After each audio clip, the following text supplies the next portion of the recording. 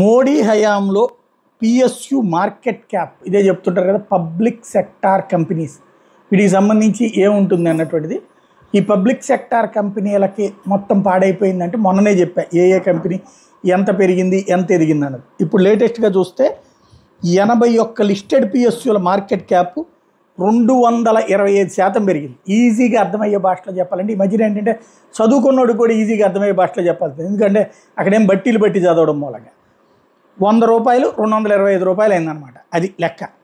అలాగే సిపిఎస్సికి వచ్చిన 79% returns Nifty 500, Nifty 50 సూచీలని అధిగమించినాయి. ఇది నిర్మలా సీతారామన్ తాజాగా ఇచ్చిన లెక్క. మోడీ హయాంలో ప్రభుత్వ రంగ సంస్థలు గాడి తప్పాయని రాహుల్ గాంధీ చేసిన వ్యాఖ్యలకి సమాధానం ఆమె చెప్పాల్సి వచ్చింది, ఎందుకంటే ఆర్థిక మంత్రిగా ఉన్నారు కాబట్టి. ఇంతకుముందు కూడా నేను ఏ సంస్థలు ఎట్లా ఉందో అట్లాగే ఈవెన్ విదేశాలకు మనం ఆయుధాలు కూడా అమ్ముతున్నాం, ఈవెన్ రష్యాకు కూడా అమ్ముతున్నాం, ఆ స్థాయికి ఎదిగాం. అదే ఇక్కడ మర్చిపోతున్నాం, చెప్పేవాళ్ళు గర్వవుతున్నారు.